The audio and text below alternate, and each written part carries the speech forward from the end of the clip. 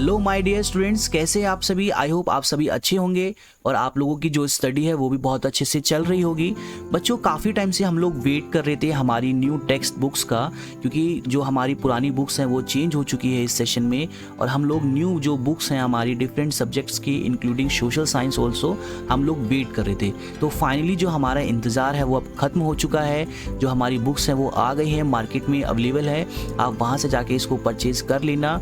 आप अमेज़ोन से भी बुक कर सकते हैं बच्चों, और साथ ही साथ जो हमारी एनसीईआरटी की ऑफिशियली वेबसाइट है, तो आप एनसीईआरटी की ऑफिशियली वेबसाइट से भी इस बुक की जो पीडीएफ है, सॉफ्ट कॉपी है इंक्लूडिंग सोशल साइंस एंड आपके जो डिफरेंट सब्जेक्ट्स हैं क्लास 7 के, उसको वहाँ से आप फ्री ऑफ कॉस्ट क्या कर सकते हैं, डाउनलोड कर सकते हैं। तो बच्चों, आज की वीडियो से हम लोग शुरुआत कर रहे हैं हमारे क्लास 7 की सोशल साइंस की, जिसमें हम सबसे जो हमारा पहला चैप्टर है थीम 1 का, उसको हम पढ़ेंगे। बच्चों, हम लोग अपने चैप्टर की शुरुआत करें उससे पहले मैं आपको इस बुक के बारे में थोड़ा सा बता देना चाहता हूँ, क्योंकि नई बुक आई है और मैंने इस बुक को बहुत ही ध्यान से, बहुत ही डीपली देखा है। काफ़ी इंटरेस्टिंग बुक है, बहुत ही इंपॉर्टेंट जो इन्फॉर्मेशन है, इंटरेस्टिंग जो हमारी नॉलेज है, उसको इस बुक में शेयर किया गया है।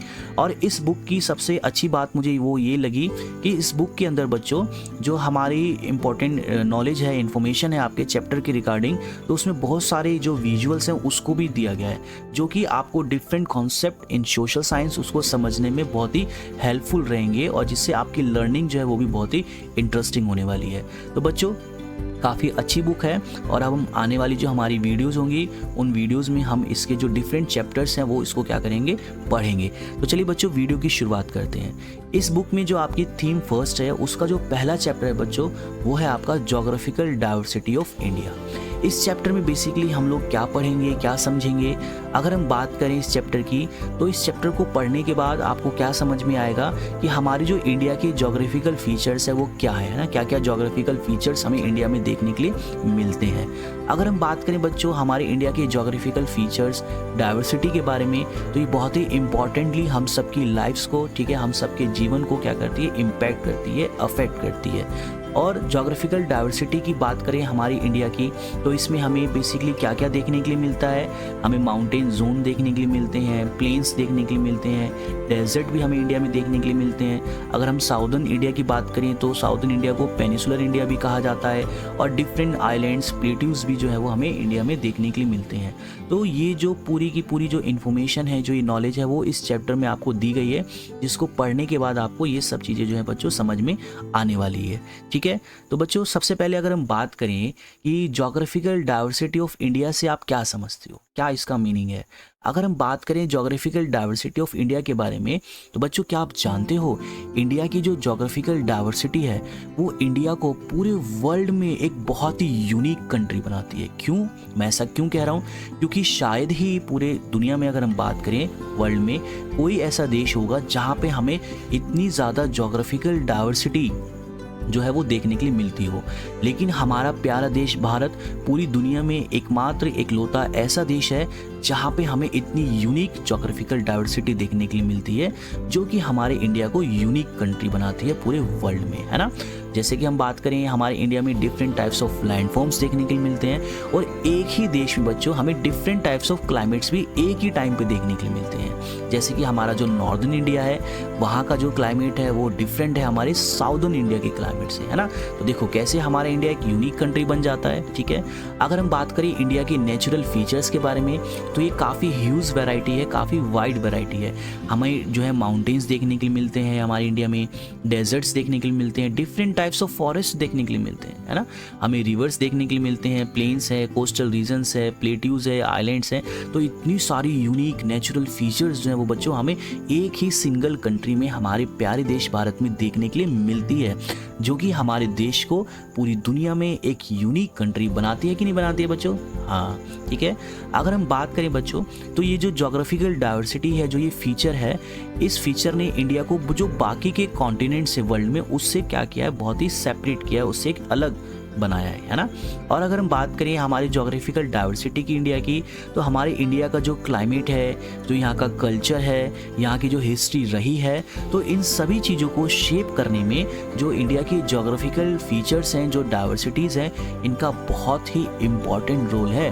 बहुत ही इम्पॉर्टेंटली जो है, जो इंडिया की जोग्राफिकल फीचर्स हैं वो अपना रोल प्ले करते हैं इंडिया के क्लाइमेट, यहाँ की कल्चर और यहाँ की हिस्ट्री को शेप करने के लिए। ठीक है, आई होप अब आपको समझ में आ गया होगा कि जोग्राफिकल डाइवर्सिटी किसे कहते हैं। बच्चों, जोग्राफिकल डाइवर्सिटी के बारे में तो हमने समझ लिया, तो हम इस बुक में, इस चैप्टर में सबसे पहले जो हम लोग डिस्कस करने वाले हैं इंडिया की जोग्राफिकल डाइवर्सिटी के बारे में, वो है हमारे हिमालय माउंटेन्स के बारे में।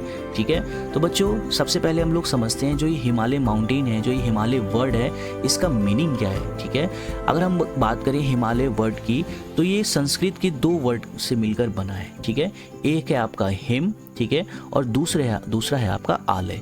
अगर हम बात करें बच्चों हिम की, इसका मीनिंग होता है स्नो, आइस या बर्फ, और आलय की बात करें तो इसका मतलब है अबोर्ड या फिर ड्वेलिंग। तो इस तरह से हिमालय का जो मीनिंग हो जाता है वो है आपका अबोर्ड ऑफ स्नो, यानी कि बर्फ का घर या फिर बर्फ से ढका हुआ।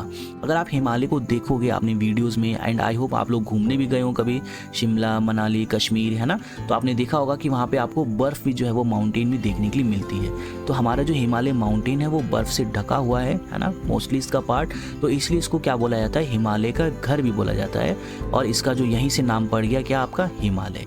ठीक है, चलो बच्चों, क्या आप जानते हो जो हमारा हिमालय माउंटेन्स है ये कैसे फॉर्म हुए, ये कैसे बने हैं? इसके पीछे एक बहुत ही इंटरेस्टिंग स्टोरी है बच्चों, बहुत ही इंटरेस्टिंग जो है फैक्ट्स हैं, और आज की वीडियो में आप लोग ये जानोगे कि हमारे जो हिमालय माउंटेन्स हैं, ठीक है, वो किस तरह से फॉर्म्ड हुए हैं। बच्चों, आपने अपनी 6th क्लास की जो आपकी बुक है सोशल साइंस की, उसमें ओशियन एंड कॉन्टिनेंट वाला एक चैप्टर है जिसमें आपने डिफरेंट कॉन्टिनेंट्स के बारे में पढ़ा है, और आप सभी जानते हो कि कितने टाइप्स ऑफ कॉन्टिनेंट्स हमें पूरे वर्ल्ड में देखने के लिए मेनली मिलते हैं, 7 टाइप्स के, है ना।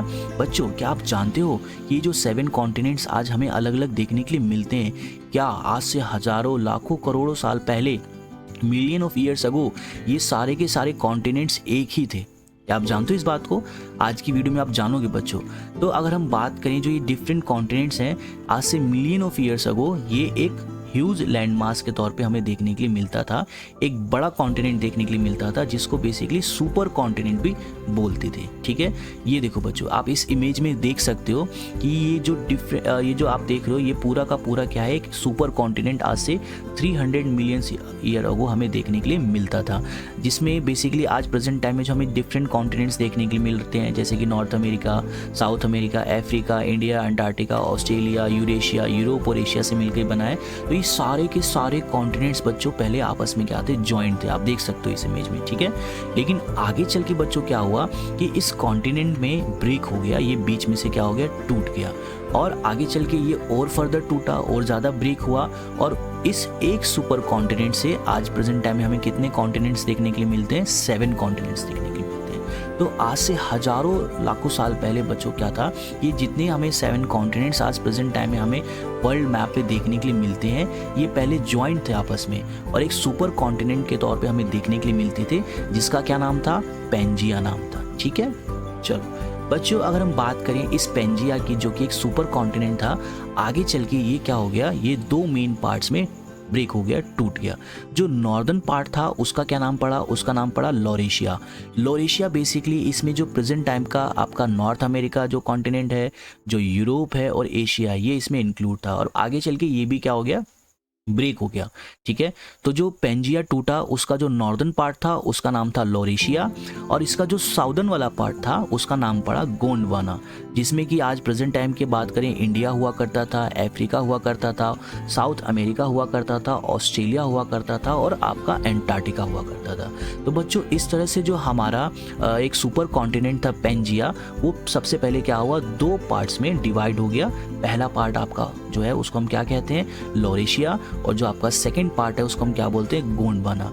और आगे चल के बच्चों ये जो 2 कॉन्टिनेंट, जो 2 हमें कॉन्टिनेंट देखने के लिए मिल रहे हैं, इसमें भी फर्दर हमें ब्रेक देखने के लिए मिलता है। देखो आप इस इमेज में देख सकते हो, जो वो पेंजिया था वो क्या हो गया, दो मेन कॉन्टिनेंट्स में, ठीक है, क्या हो गया, इस तरीके से ब्रेक हो गया, टूट गया। जो ऊपर वाला पार्ट है ये इसका नाम क्या है, लॉरेशिया, है ना। और जो आप सदर्न पार्ट देख रहे हो पेंजिया का, इसका क्या नाम पड़ा, इसका नाम पड़ा गोंडवाना।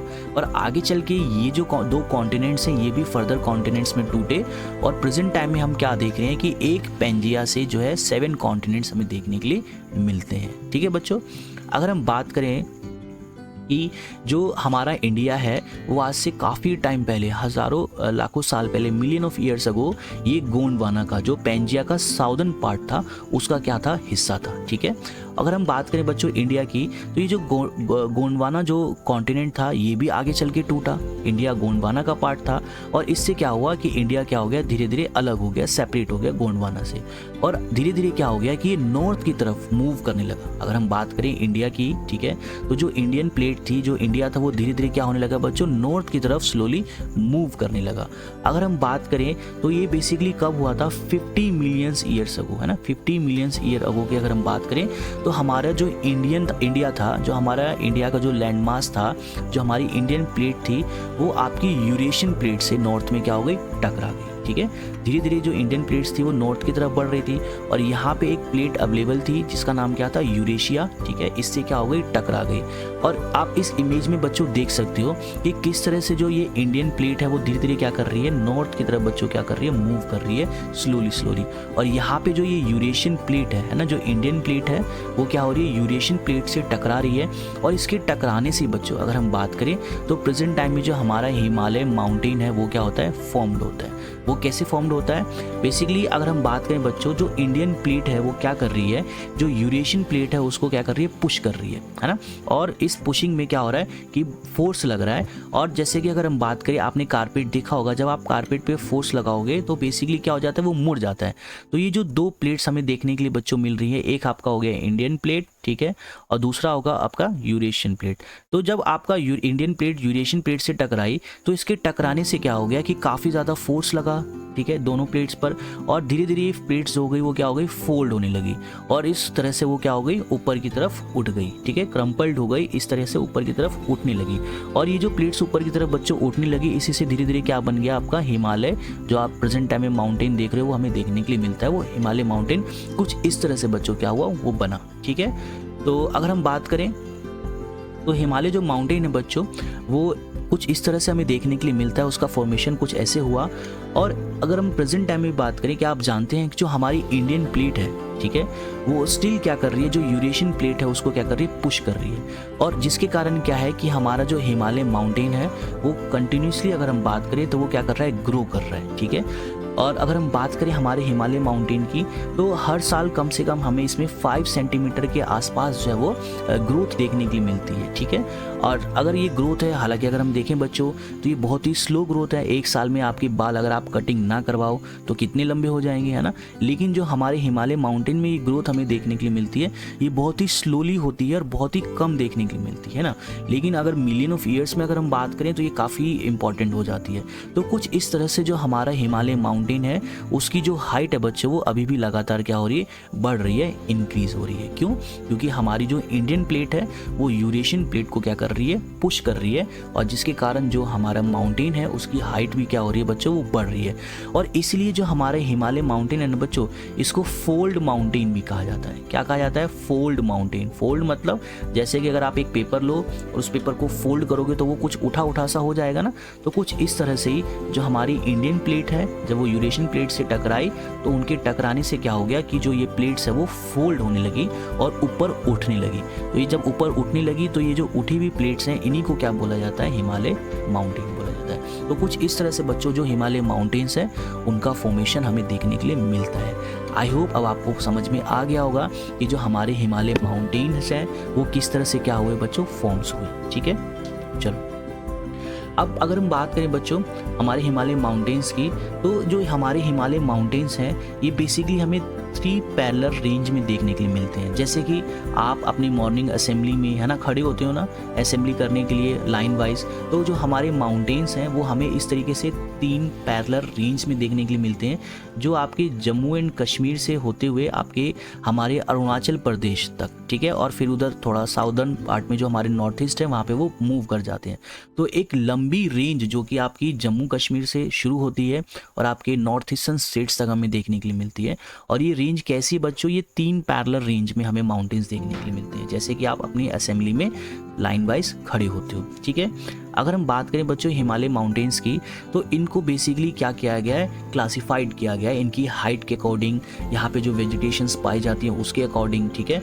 और इनको 3 मेन कैटेगरी में क्या किया गया है, हिमालय माउंटेन्स को कैटेगराइज किया गया है, उनको सेपरेट किया गया है। जो सबसे पहली कैटेगरी है बच्चों, जो सबसे पहला डिवीजन है उसको हम बोलते हैं हिमाद्री। क्या बोलते हैं, हिमाद्री।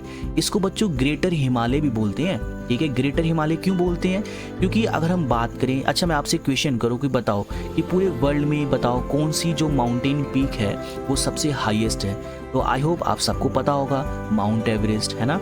अगर हम बात करें इंडिया की सबसे हाईएस्ट माउंटेन पीक के बारे में, जो कि है आपका कंचनजंगा। तो बच्चों वर्ल्ड में जितनी भी हाईएस्ट माउंटेन पीक्स हमें देखने के लिए मिलती हैं ज़्यादातर, वो हमें इसी माउंटेन रेंज में यानी कि ग्रेटर हिमालय में यानी कि हिमाद्री में देखने के लिए मिलती है, ठीक है। ये जो रीज़न है, ये जो रेंज है बेटा हिमालय माउंटेन्स की, ठीक है, यहाँ पे हमें काफ़ी जो हाईएस्ट पीक्स हैं वो देखने के लिए मिलती है, ठीक है। और ये जो रीजन है काफ़ी रग्ड है, ठीक है, और इसीलिए इसको जो है होम ऑफ टावरिंग पीक्स भी कहा जाता है। आपसे एग्जाम में आ सकता है कि which range of Himalaya mountain known as the home of towering peaks, तो वो होगा आपका ग्रेटर हिमालय, ठीक है। अब इसके बाद जो बच्चों अगर हम बात करें हिमाद्री की, तो ये मैंने आपको बताया कि ये काफ़ी बड़े बड़े है ना, काफ़ी हाइट वाले माउंटेन्स जो हैं वो ऊंचे ऊंचे माउंटेन्स हमें देखने के लिए मिलते हैं। तो जिसके कारण हमें क्या देखने के लिए मिलता है, इसका नाम हिमाद्री भी इसलिए पड़ा है क्योंकि ये जो माउंटेन रेंज है बच्चों, ये पूरे साल अगर हम बात करें मोस्टली टाइम क्या होती है, ये स्नो से कवर्ड है ना, पूरे साल हमें यहाँ पे बर्फ़ देखने के लिए मिलती है, इसलिए इसका नाम क्या पड़ा, हिमाद्री। हिमाद्री मतलब हिम प्लस आद्री यानी बर्फ़ से ढका हुआ, ठीक है। और यहाँ का जो क्लाइमेट है बच्चों बहुत ही ज़्यादा कोल्ड है, ठीक है, जिसके कारण यहाँ पे काफ़ी टफ जो हमें क्लाइमेट है वो देखने के लिए मिलता है। और इतनी ज़्यादा ठंड होने के कारण आप सब समझ सकते हो कि जो ह्यूमन सेटलमेंट है वो भी हमें यहाँ पे देखने के लिए नहीं मिलती है, ठीक है। अगर हम बच्चों बात करें हमारे नेक्स्ट टाइप के जो रेंज है हिमालय माउंटेन की, वो है आपकी हिमाचल, ठीक है। इसको लोअर हिमालय भी बोला जाता है। ये जो हमारा हिमाद्री है, जो हमारा ग्रेटर हिमालय है, उसके साउथ पार्ट में हमें देखने के लिए मिलता है। और यहाँ का जो क्लाइमेट है बच्चों वो क्या है, मॉडरेट क्लाइमेट है। अगर हम बात करें हिमाद्री में, तो आपको पता है कि बर्फ़ से ढका हुआ है पूरे साल, तो जिसके कारण वहाँ का जो क्लाइमेट है बहुत ही ज़्यादा एक्सट्रीम कोल्ड हमें देखने के लिए मिलता है। लेकिन जो हिमाचल है बच्चों, यहाँ पे हमें कैसा क्लाइमेट देखने के लिए मिलता है, मॉडरेट क्लाइमेट देखने के लिए मिलता है, ठीक है। जिसके कारण जो हिमाचल माउंटेन रेंज है, यहाँ पे हमें रिच बायोडाइवर्सिटी यानी different types of flora fauna, different types of plants species animals हमें देखने के लिए मिलते हैं। और इस रेंज में हमें ह्यूमन हैबिटेशंस भी देखने के लिए मिलती हैं, मतलब कि यहाँ पे हम देखते हैं कि जो ह्यूमन सेटलमेंट है, जो लोग हैं वो भी क्या होते हैं, यहाँ पर रहते हैं। अगर हम बात करें हिमाचल माउंटेन रेंज की, तो बहुत ही इंपॉर्टेंट माउंटेन रेंज हो जाती है। क्यों हो जाती है, आई होप आप अपनी समर ब्रेक में इस बार ज़रूर जाओगे या पहले भी कभी बच्चों घूमने गए होंगे। तो इस माउंटेन रेंज में क्या आप जानते हो, बहुत ही पॉपुलर हिल स्टेशन हमें देखने के लिए मिलते हैं, जैसे कि आपका नैनीताल, जो कि कहाँ पे बच्चों, उत्तराखंड में, दार्जिलिंग जो कि कहाँ पे है, वेस्ट बंगाल में, शिमला हिमाचल प्रदेश में, कुल्लू मनाली के बारे में भी आपने सुना होगा, ठीक है, मसूरी हो गया। तो ये सारे इंपॉर्टेंट हिल स्टेशंस जो हैं वो हमें कहाँ पे देखने के लिए मिलते हैं, जो हमारी हिमाचल माउंटेन रेंज है वहाँ पर देखने के लिए मिलते हैं, ठीक है। तो बच्चों अब हिमाचल माउंटेन रेंज के बाद जो हमारी थर्ड माउंटेन रेंज हिमालय की देखने के लिए मिलती है, जिसका नाम क्या है, शिवालिक रेंज, ठीक है। इसको आउटर हिमालय भी बोला जाता है। क्यों बोला जाता है, क्योंकि आप सब जानते हो हिमालय हमारे 3 पैरेलल रेंज में हमें देखने के लिए मिलते हैं। तो जो सबसे इधर वाला है इसको हम बोलते हैं आपका हिमाद्री, बीच वाले को हम बोलते हैं मिडिल या फिर आपका हिमाचल, और आप देखोगे कि ये सबसे आउटर पार्ट में है ना, जो थर्ड वाला है, इसको हम बेसिकली क्या बोलते हैं बच्चों, आउटर हिमालय भी बोलते हैं या फिर इसको शिवालिक भी बोलते हैं, ठीक है। ये हमारे माउंटेन रेंज की काफ़ी आउटर मोस्ट और लोएस्ट रेंज है। और अगर हम बात करें तो इस माउंटेन रेंज में बच्चों हमें काफ़ी डेंसली जो फॉरेस्ट हैं, घने जंगल हैं, वो हमें देखने के लिए मिलते हैं। ये जो हमारी माउंटेन रेंज है ना, ये हमारा जो हिमालय माउंटेन रेंज है उसके फुट हिल्स में है। जैसे अगर हम बात करें जो माउंटेन है, माउंटेन का जो निचले वाला जो बच्चों हिस्सा होता है इसको बेसिकली क्या बोला जाता है, फुट हिल्स बोला जाता है। तो जो आपका शिवालिक हिल्स है, जो शिवालिक माउंटेन रेंज है, इसके फुट हिल्स में हमें रिच वाइल्ड लाइफ, ठीक है। और बेसिकली अगर हम बात करें बच्चों कि जो ये हमारे हिमालय माउंटेन रेंज की क्या है, लास्ट रेंज है। इसके बाद जो है हमें प्लेन सरफेस एरिया यानी कि जो मैदानी इलाके हैं, जो फ्लैट सरफेस एरिया है वो देखने के लिए मिलता है। शिवालिक के बाद बेसिकली क्या शुरू हो जाता है बच्चों, मैदानी इलाका, जो प्लेन्स है हमें वो देखने के लिए मिलते हैं, ठीक है। तो ये बहुत इंपॉर्टेंट हो जाता है अपने आप में, ठीक है बच्चों। हमने हमारे हिमालय माउंटेन्स की डिफरेंट रेंज के बारे में देख लिया। एक इम्पॉर्टेंट जो है यहाँ पे इंटरेस्टिंग फैक्ट दिया गया है, जो कि है देखो, कभी आप माउंटेन में अगर गए हो, माउंटेन रीजन में गए हो, तो आपने देखा हो कि आपने नोटिस किया है कि वहाँ पे जो लोग हैं उनका जो लाइफस्टाइल है, उनके जो कपड़े हैं या फिर उनका जो घर है, जो हम जैसे सपोज हम दिल्ली में रहते हैं या मुंबई या जहाँ भी आप मेरी वीडियो देख रहे हो, तो वहाँ से आपको डिफरेंट देखने के लिए मिलता है ना।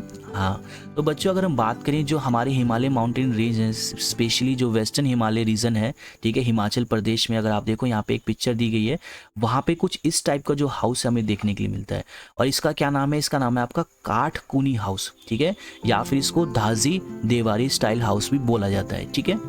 ये बहुत ही यूनिक हाउस है और माउंटेन रीजन्स में हमें इस तरीके के हाउसेस देखने के लिए मिलते हैं, जो कि वहाँ पे जो स्टोन्स अवेलेबल होते हैं और ये वुड से बना होता है, स्टोन और वुड का इसमें मेनली यूज़ किया जाता है, जो कि इस हाउस को क्या रखता है, गर्म रखता है। क्योंकि आप जानते हो भाई माउंटेन रीजन है, वहाँ पे ठंड भी ज़्यादा पड़ती है, ठीक है। तो जो नॉर्मल हमारे सीमेंट वाले हाउस हैं, जो हम दिल्ली वगैरह में फ्लैट्स में रहते हैं, ये बहुत ठंडे हो जाते हैं। लेकिन जो इस टाइप के हाउस है बच्चों, ये वहाँ पे जो वहाँ लोग हैं वो इसलिए बनाते हैं क्योंकि वहाँ पे जब ज़्यादा ठंड होती है तो उस ठंड से भी ये क्या करते हैं, बचाते हैं। और साथ ही साथ आपको पता है कि जो हमारे माउंटेन रीजन्स हैं वहाँ पे जो है हमें अर्थक्वेक देखने के लिए मिलते हैं, ठीक है।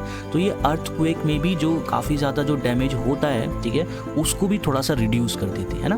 तो जो इस तरीके के जो हाउस होते हैं वो हमारे अर्थक्वेक थोड़ा सा आप कह सकते हो उसके फ्रेंडली होते हैं, उसको ये क्या कर सकते हैं, बर्दाश्त कर सकते हैं ना, उसमें जो डैमेज है वो हमें कम देखने के लिए मिलता है। तो इसलिए यहाँ पे इस तरीके के हाउसेज जो हैं बच्चों वो क्या होते हैं, बनाए जाते हैं।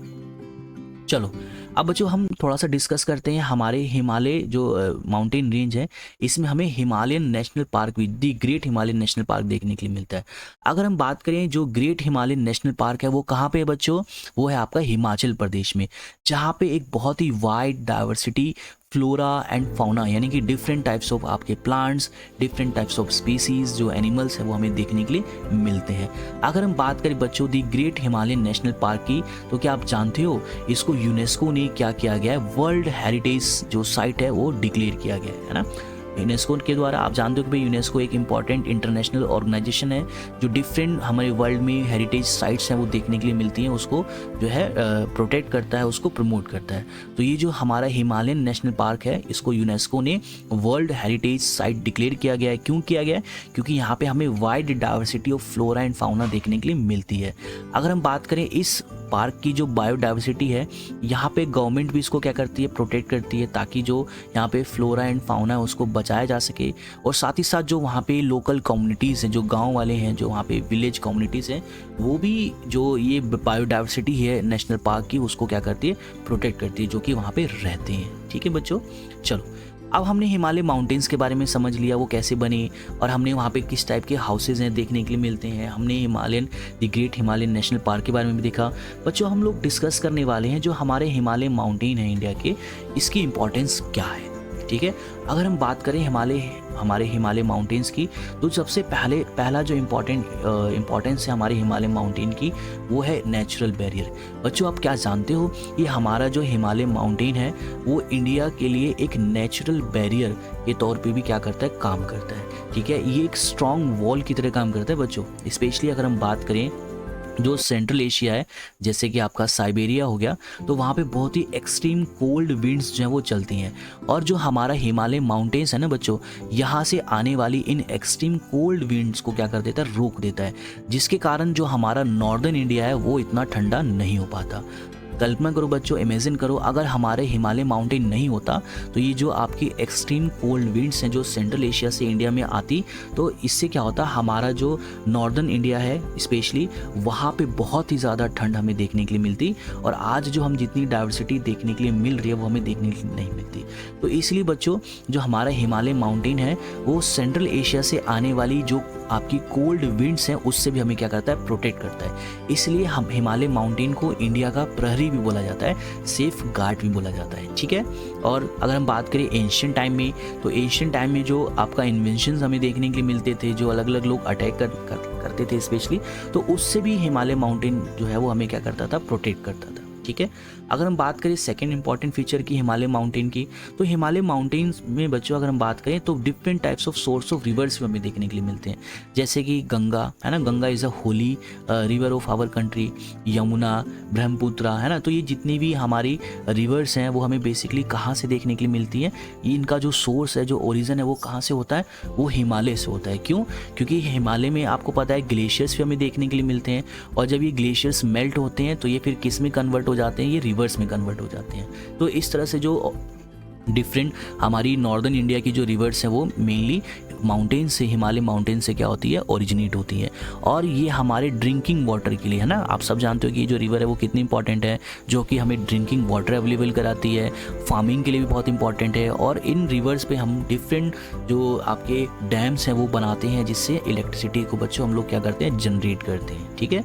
अगर इसके नेक्स्ट इंपॉर्टेंट फीचर की बात करें तो हमारा जो हिमालय माउंटेन है हमें यहाँ पे रिच जो बायोडाइवर्सिटी है, जो आपकी फॉरेस्ट हैं डिफरेंट टाइप्स के, ठीक है, फॉरेस्ट हमें देखने के लिए मिलते हैं, वाइल्ड लाइफ्स देखने के लिए मिलते हैं। जो हमारा माउंटेन्स है मेनली वो डेंस फॉरेस्ट से क्या है, कवर्ड है। इसमें डिफरेंट टाइप्स ऑफ आपके ट्रीज जैसे कि पाइन हो गया, देवदार हो गया, ओक हो गया ना, तो डिफरेंट टाइप्स ऑफ हमें क्या कहते हैं, ट्रीज देखने के लिए मिलते हैं। डिफरेंट टाइप्स ऑफ जो वाइल्ड लाइफ एनिमल्स हैं ना, वाइल्ड एनिमल्स हैं, उनका भी जो ये माउंटेन है, जो फॉरेस्ट है वो क्या है, घर है।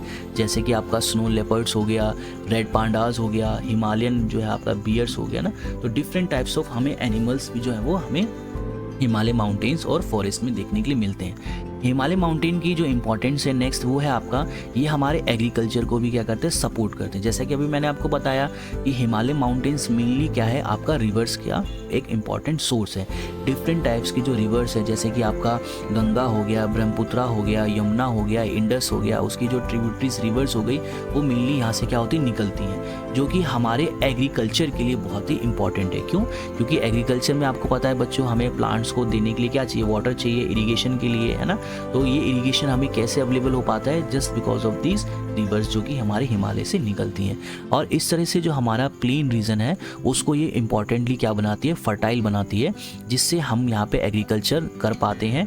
और डिफरेंट टाइप्स ऑफ एग्रीकल्चर हमें देखने के लिए मिलता है, जैसे कि राइस हो गया, वीट हो गया, शुगर केन हो गया ना। तो ये सारी चीज़ें हम क्यों कर पाते हैं agriculture, just because of the Himalaya mountains, क्योंकि यहाँ से हमें डिफरेंट टाइप्स ऑफ रिवर्स जो है वो देखने के लिए मिलती है।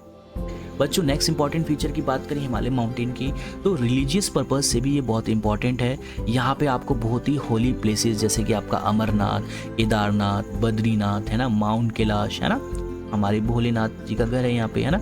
तो बेसिकली ये हमें देखने के लिए मिलते हैं हिमालय रीजन्स में। और हिंदुइज्म और बुद्धिज़्म की अगर हम बात करें तो इन दो रिलीजन के लिए भी जो हिमालय माउंटेन बहुत ही इंपॉर्टेंट है, ठीक है। बहुत सारे आपको मोनेस्ट्रीज, जो बुद्धिस्ट मोनेस्ट्रीज हैं वो आपको देखने के लिए आपको इन माउंटेन्स रीजन्स में मिलेगी। जैसे अगर आप मनाली कभी घूमने गए, शिमला कभी घूमने गए, तो वहाँ पे आपको जो बुद्धिस्ट मोनेस्ट्री है वो आपको देखने के लिए मिलती है।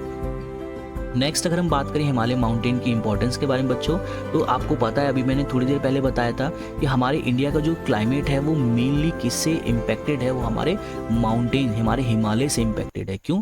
क्योंकि मैंने आपको बताया था ना कि जो सेंट्रल एशिया से जो आपका जो कोल्ड विंड है, एक्सट्रीम कोल्ड विंड है जो इंडिया में मतलब आती है, वो हिमालय माउंटेन उसको क्या कर देता है, रोक देता है, वो इंडिया में एंटर नहीं कर पाती है, ठीक है।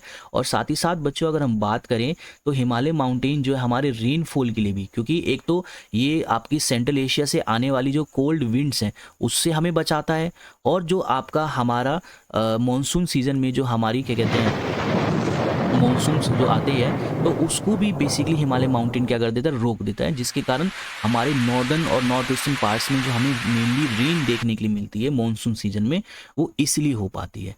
अगर ये माउंटेन नहीं होता तो बच्चों जो हमें ये रेनफॉल है वो देखने के लिए नहीं मिलता। तो आपने देखा ये जो हिमालय माउंटेन है वो हमारी कितना इंपॉर्टेंट है। एक तरफ तो ये हमें जो आपका सेंट्रल एशिया है, साइबेरिया है, वहाँ से आने वाली कोल्ड विंड से बचाता है, और दूसरी तरफ ये हमें जो मानसून है, मानसून विंड्स को क्या करता है, रोक के रखता है, जिससे हमारे जो नॉर्दर्न इंडिया है, जो नॉर्थ ईस्टर्न इंडिया है, वहाँ पे हमें रेनफॉल देखने के लिए मिलती है ना। तो बहुत ही इंपॉर्टेंट है ना हम सब के लिए हिमालय माउंटेन बच्चों। इसके साथ साथ अगर हिमालय माउंटेन की बात करें तो ये टूरिज्म और एडवेंचर के पर्पज़ से भी बहुत इंपॉर्टेंट है ना। और आई होप आप सभी गए होंगे, मैं भी गया हूँ मनाली, तो बहुत इंपॉर्टेंट है ये टूरिज्म के पर्पज़ से। यहाँ पे लोग ट्रैकिंग करने के लिए जाते हैं, माउंटेन क्लाइंबिंग करने के लिए जाते हैं, स्पिरिचुअल टूरिज्म के लिए भी जाते हैं। स्पिरिचुअल टूरिज्म का मतलब मन की शांति के लिए, है ना, क्योंकि शहरों में अक्सर हमें भीड़ भाड़, पोल्यूशन, है ना, कितनी सारी चीज़ें देखने के लिए मिलती है। कई बार हम थक जाते हैं, मन की शांति चाहिए होती है, तो स्पिरिचुअल टूरिज्म के लिए भी लोग क्या करते हैं, हिमालय की तरफ जाते हैं, माउंटेन्स की तरफ जाते हैं। यहाँ पे डिफरेंट टाइप्स ऑफ आपके हिल स्टेशन है, जैसे शिमला है, मनाली है, दार्जिलिंग है, नैनीताल है, कुल्लू मनाली है ना।